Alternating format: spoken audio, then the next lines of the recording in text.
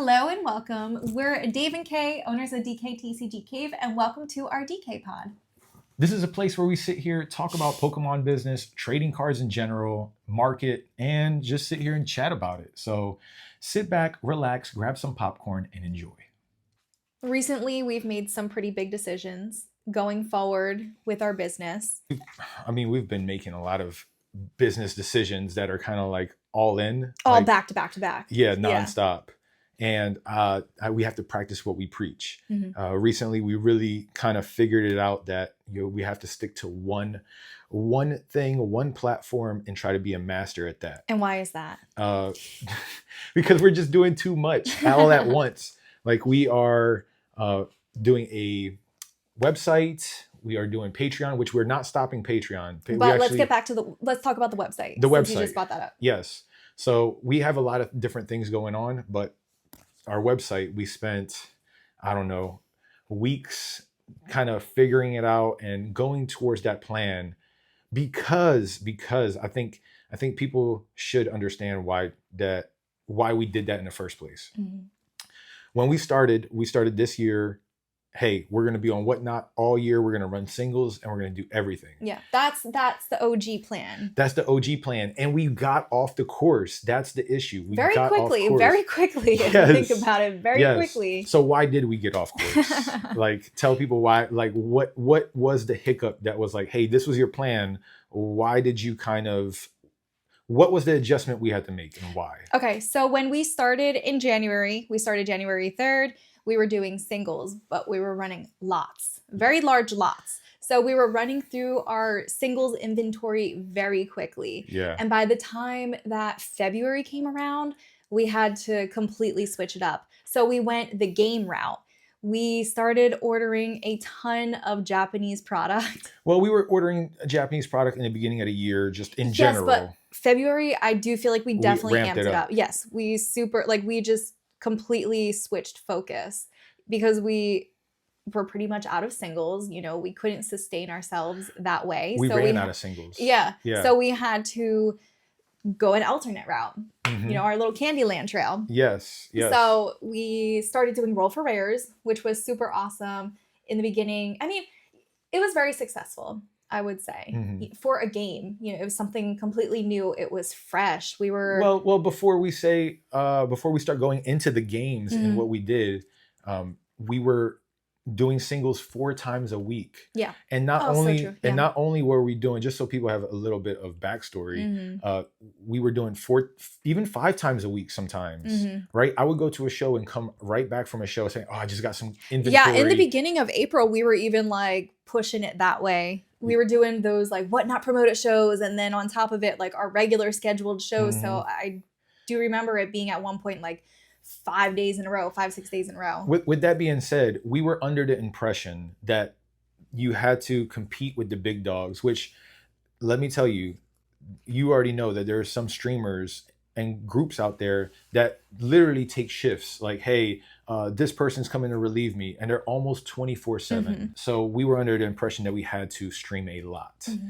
And I don't think that was the case. I don't think that was the case at all. Sometimes less is more. And that's what we're finding out is less is more. We're focusing more on mm-hmm. better quality collections that we're buying. This time around. Right? Going back to the whole Sophie's Choice thing on why we are letting the website kind of die off. Mm-hmm. Because just putting it on the back burner. We're putting it on a back burner and we're going to let it kind of die off. We're not going to put too much time into it.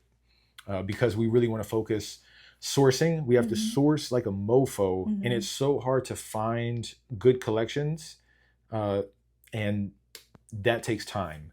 So while we're focusing on our website, making improvements and doing all this other stuff, we're taking away our sourcing. Our sourcing is our biggest success for our business because we work everything off the secondary market. We have to find the best collections mm-hmm. in order for us to make the best profits. Yeah. And we got away from that because during this time, collections on eBay were just going off the charts. Booty collections that were not that good. I know. They were going for way overpriced on auctions. Yeah. Oh, and on top of that, not only were they booty collections, but if you got lucky to have a seller who was actually going to like ship it out, stuff. like that was rare. Yeah. Because there was probably like 2 or 3 collections that we purchased from eBay and they weren't sending it out. Yeah. They listed it on the market. We bought it at their price, or even they accepted the Stuck offer. to the offers, yeah. Yeah, they accepted it and they just canceled it and relisted it for higher, or probably sold it locally for more. You know, so sourcing is not easy, and it's probably the toughest thing to do. Yeah, online. Yeah. Because half the time you can't even see the conditions. Yeah. We've purchased fakes before. So with all of that being said, this is why we bought so much Japanese product. And I don't think that's a mistake. No, I wasn't calling it a mistake. I was just trying to say the route that we were going. No, yeah. You could see all the Japanese boxes we got. But, you know, most of these we actually ended up getting at a really good price for before everything kind of blew up. And we just got really good deals on it. And over time, no matter what, they are safer investments. Because even if they reprint it, we're going to be in this hobby for 10 years plus, 20, whatever. We're not stopping. So no matter what, this stuff is going to just it'll appreciate in value over time, right? Not as much as English booster boxes, but that's why we were so okay with spending money on this stuff. Because we also sold off a lot of our PC like items, you know, sports cards and other stuff. Yeah, I had to, in order to fund this, you know, like LeBron James rookies had to get sold. We have to stick to what the original plan, which is being the best whatnot streamers. Okay, yes, sticking to the plan, and pretty much we are putting the website on the back burner. Not going to be spending a lot of time focusing and putting up more singles. Kind of what's up there is up there. And most of the singles, because of how much... A lot of the vintage stuff, yeah. A lot of the vintage stuff. I've been stockpiling vintage, by the way. We could do a whole segment on vintage. But for the most part, there's a lot of vintage that we have that's just not available for sale because we have just been stockpiling it. Yes. And it has been going up like crazy lately. I'm not going to say like crazy, but there is a lot more demand in good condition vintage. Yeah. People are finally starting to understand, yo, that's pop 50. That's pop like 300. There's only certain amounts of this vintage stuff, and people are starting to see it, so demand's going up. Yeah. You love vintage. I do love vintage. I grew up on it. And you know, I do like the modern stuff too, which we primarily do buy to sell on whatnot in order to fund what we collect. Yeah. So yeah. What goes around just keeps going around. Yeah. So yeah, that's pretty much the hard choice we have to do, because I don't like failing, right? But out of all the research and everything that I've been doing and learning, by the way, which has really opened up my eyes to, hey, you're not getting to your goal faster. Yeah. That doesn't mean add on a different type of responsibility. 100%. To really shake things up, because some of these people that work solely off a website, that's all they focus on and promote themselves on, right? If we're working on, hey, we got a website, but we're whatnot streamers. And then we got a card show to go to. We got a card shows. Yeah. And then we also sell on eBay, not Pokemon, but more just higher end, in general. So we have all these different things we're focusing on versus just, hey, put all your time and effort into becoming good streamers. You know, like we try to preach transparency. And we don't pump up the cards. We just let things run at $1, and whatever it goes for, that's just what it goes for. Yeah. And whoever's watching this, if you're watching this for the first time, you're going to hear that a lot, because I think that that's as fair as you could be on a live selling platform. Is you show off the item in its entirety. You start it at $1 and then just let it run. You know, and then enjoy good music, good people, and then have a good time. That's literally our whatnot stream. Yeah. You know, it's not one of these, you know, rip and ships. It's a little bit, it's just singles that we really want to focus on. Yeah. So, yeah, that's kind of my spiel. And you definitely had a big learning lesson on not juggling so much at once. You told me this too. I know. You said, hey, this is all too fast, all at once. And it's like, there's nothing wrong with wanting to take on more stuff and, you know, like dreaming big and like seeing tunnel vision. But the big picture is we were moving too fast when it came to a lot of that stuff. But I mean, we learned very quickly. So, I mean, that's a great lesson. Yeah. We could have added another thing on, you know, like instead of taking this route, we could have just, hey, what's another responsibility we could do? Speaking of responsibilities, to all our Patreon members out there, thank you so much. And that's not stopping. We actually want to offer, you know, right now we're offering Patreon members discounted boxes, like 15% off, off our store, plus free shipping over any orders over $100. But eventually what we're going to do for all our Patreons is we're going to run sales for cheaper boxes. That's something that we did talk about, moving some product over on Patreon to make it available to purchase there. Yes. And that's going to be for our Patreon members. So maybe even though we do provide people with our Japanese suppliers on Patreon, we also might just want to give just good deals out. So, hey, they don't have to get those Japanese prices and go through all of that. I could just give it to them at pretty much what we bought it for and just run sales like that. So what else is going to be our plan for the Japanese boxes? Go ahead. We're going to be ripping boxes fresh off our whatnot, which is something that we have been doing. We've been doing every show. Like we like to rip the box right before the show starts and then auction off all the packs. And you just buy the packs. No rip and ships. You just get the packs. You rip them yourself. But you can see that it's from a fresh box. No tampering. None of that bull crap. So that's what we're going to do too. Over time, we're going to offer these for our Patreons at a good price. And then we are going to crack some open, auction them off on our whatnot. And, you know, we have some One Piece too. So yeah, that's what. Do you see yourself doing more conversations about One Piece? Eventually I will. You know, it would be really great. Some guest speakers. I was literally just going to say that John should join us and talk about One Piece. Yeah, my buddy John. Yeah. So shout out to you, Probby. It's produced by, So shout out to you, man. He's really big on Union Arena, but also is very knowledgeable on One Piece. He just knows a lot about anime in general. So maybe we could do like a Discord where even, you know, maybe we could just talk through voice, just pick his brain and stuff like that. And he's been killing it at the local tournaments. So John, shout out to you, man. I'm afraid to play you, bro. But yeah, no, I think that'll be fun. I want to look up more One Piece because I recently got into anime. I'm not going to act like I'm an anime. No, like, 100%. You know, like 100. I've been in this forever. No, I recently, about a year. Demon Slayer started it all. Yeah, it was last year. It was last year where we started watching it.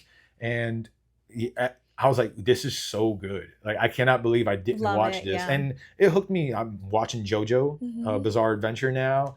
We've seen some Castlevania. We've just been watching a lot more. Yes. And Demon Slayer kind of just started it all for us. Definitely the snowball effect. Yeah. Where we're like, oh, it can't get any better than this. And I mean, so far to us, it hasn't. It's going to be the best. I tell people this all the time. Like, no matter what anime I watch, it doesn't matter what you recommend me, how good it is. It could be 10 times better. It just won't be better because it's one of my first. For example, my first theater experience ever, which is Blade right here. Literally, this movie right here.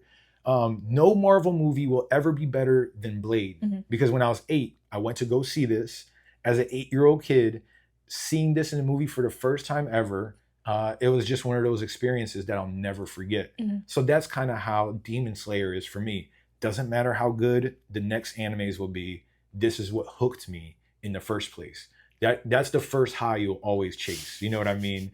That, for people like ripping packs and you rip that one, you chase that feeling, right? Nothing will beat Demon Slayer. Blade. Or Blade for Marvel movies. Blade or Evil Dead for horror movies. Just because I got a funny backstory for that too. What is it? Tell us. Okay, yeah. Well, I know what it is, but tell us. You know what it is. So for those that don't know, I got a leg up here too. I got Necronomicon. Some fuzzy pug hair socks. Oh my God. Okay, well, that was embarrassing. But yeah, I got Ash and Bruce Campbell on my leg tatted up. And this comes from when we were kids. I think I was like 13, 12. I did karate growing up, Taekwondo. And I went to Sir's house. His name, it's Sir. Like, he is Sir. But his son, Nico, and I are the same age. So we went over there. I went for a sleepover, and I look up to him like a father figure, and he shows us this movie, and he's about to go out with like his friend, and he's going to go out for the night. And me and Nico are downstairs in the basement, and he shows us this movie, and he says, "Yo, y'all could watch this movie, but whatever you do, don't rewind it, because if you do, everything that happens in the movie will come to in real life." So like we're like little kids like watching the movie, and I'm pretty sure I was the one that rewinded it. I don't remember, but I just remember being like, we didn't sleep. We were terrified. Every noise that we heard, we were like, "Is that it coming to life?" It was just so scary. Even though the movie wasn't that scary, just that experience. Yeah. So that's what I mean by like, it doesn't matter how scary a movie is. Nothing will be better than Evil Dead for me, or Blade for Marvel, or Demon Slayer for anime. Yeah. And then even Pokemon for collecting. Like Pokemon was the first thing that I really collected. Yeah. And I collected sports too, but Pokemon was like the first. Yes. So yeah, there it is. Ain't nothing better than that. Better than that. Yeah. Yeah. And so that's my little spiel. Oh, I did a lot of talking. So I do want to get back to Whatnot. Yes. So we 4 hours later. So we did talk about doing 2 days a week. Yes. Focusing just on singles, and then possibly bumping up to 3 days a week, depending on like how, if we're Down able the to keep line. like, yes, down the line, if we're able to keep inventory up to sustain that. But we are focusing more on quality collections versus quantity. Yeah. And like, I will say, I feel like our collection that we picked up, our really like, really good collection that was quality, was Iron Scales. Oh, shout out to Iron Yes. Scales. Yeah, that was an amazing collection. And that really was able to like really kick start it again for us, because not only was the quality good, but he did send quantity as well. Yes, it was a large collection, and it was most of those cards where almost all of this could be ran on Whatnot. Yeah. And I love that. Like we Great almost didn't yeah. grade there's only one card that we're actually going to grade from that whole pile, and everything else, like a lot of the vintage stuff, I'm kind of keeping not keeping for myself. I kept some things for myself too. I kept some trainers. Yes. Yes. So shout out Iron Scales. Yes, thank you so Iron much. Scales. Thank you. And yeah, so moving forward, that is our plan for DKTCG Cave, is going to be Whatnot first. Our website's still going to be up and running, but we're not going to be adding anything else new on there, because all our singles that we get, instead of putting it on there, we're just going to run everything at $1 on our Whatnot. And things that we aren't planning on running on Whatnot just yet, maybe one day we will be able to do that, because a lot of it is vintage, and we did talk about how we don't really have a vintage following. Vintage. So the thing on Whatnot too. I mean, don't get me wrong. Sorry, not to cut you off, because I know we have a nice handful of people who come to our streams who do like vintage. So I don't want to say we don't have a following, but not enough where. So just so people are aware, vintage is its almost own thing at this point. It's completely separate from ultra modern collections, and just even if you have just a few people in there, most people don't know a thing about vintage. So if you're not like really a specialized streamer where you've already attracted the vintage folks, it's really difficult to run like big vintage stuff, because we've ran really nice vintage cards like Shadowless. I'll never forget this, Shori. Nah, you got some killer stuff, bro, if you're watching this. But a Shadowless Ninetale for $6. We've sold a legendary reverse holo Raticate for like, I think $8. There was a lot of stuff I ran vintage wise where people got really good deals on it, and it's just, I have to understand it's a different type of category. It's vintage in itself. For sure. And I like vintage, so I'm gonna stockpile a lot. Just keep doing what you're doing. And keep doing what I'm doing, and people will we'll grab a bigger vintage following, because vintage is going up. Yes. But right now we are running a lot of megas, tag teams, ultra modern, SIRs, English, We've Japanese. incorporated a lot more English. Everything. So we're really, where a lot of the demand is where we're focusing on picking things up. Yes. And then whatever vintage comes, it just comes, and we let that just kind of stockpile until the right day. Yeah. But yeah, I think I think this video went actually extremely well. and I don't want to keep it too long. Thank you so much for listening. If you enjoyed this, please give us a like, share, and subscribe. It helps us out so much, helps us continue to grow. And you already know, keep on keeping on.